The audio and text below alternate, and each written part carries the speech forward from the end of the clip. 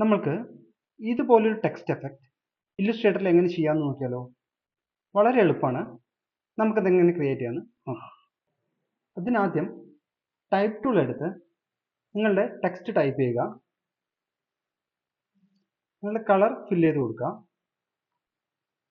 അതേ കളറിൻ്റെ ഒരു ലൈറ്റർ വേർഷൻ സെലക്ട് ചെയ്ത് കൊടുക്കുക. ആ ടെക്സ്റ്റിനെ ഡ്യൂപ്ലിക്കേറ്റ് ചെയ്യുക. ആൾട്ട് പിടിച്ച് ഡ്രാഗ് ചെയ്താൽ മതി. അതിനുശേഷം രണ്ടും സെലക്ട് ചെയ്യുക.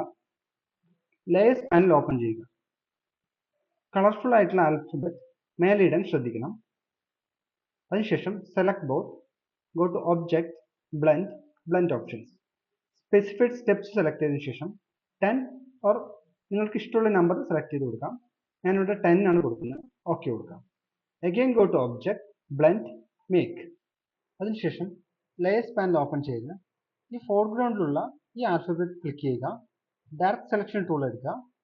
Keep moving your text. നിങ്ങൾ ഇഷ്ടമുള്ള ആംഗിളിൽ കൊണ്ടുപോയിട്ട് ഡ്രോപ്പ് ചെയ്യുക.